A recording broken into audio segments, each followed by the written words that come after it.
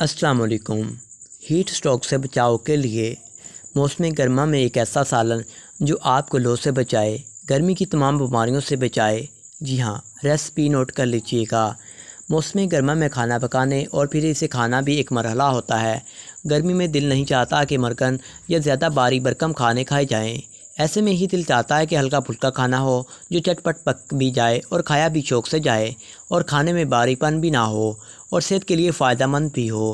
اس لیے ہم ڈاکٹر بلقیس کے بتائے ہوئے ایک بہت ہی آسان ریسپی لے کر آئے ہیں جس کو بنانا بہت آسان ہے اور اس کے فائدے بھی بے شمار ہیں۔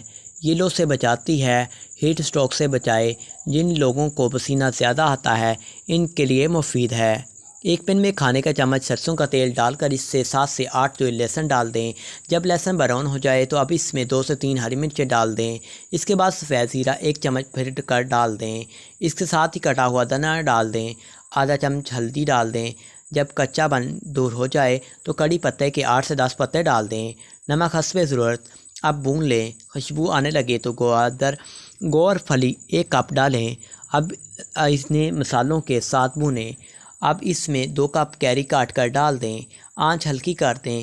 پانی کا ہلکا سا چھینٹا مار کر ڈھانک دیں اور پکنے دیں۔ کیری سے 67% وٹامن سی موجود ہوتا ہے جو کہ ہمیں بہت سی بیماریوں سے بچاتا ہے۔ گوار پھلی شوگر کے مریضوں کے لیے بہترین ہے۔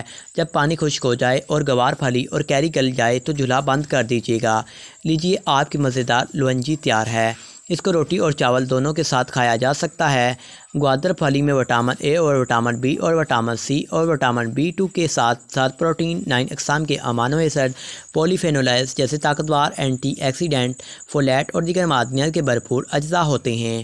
یہ کینسر کی خلیوں کی تشکیل کو روک کر مدافعتی نظام کو مضبوط کرتے ہیں۔ کچی آم یا کیری میں پکے ہوئے آموں کے مقابلے میں بہت زیادہ vitamin B1، B2، vitamin C, iron, niacin موجود ہوتا ہے جو گرمی اور ہیٹ اسٹروک سے بچاتا ہے اور صحت کے لیے بھی بہت ہی فائدہ مند ہوتا ہے۔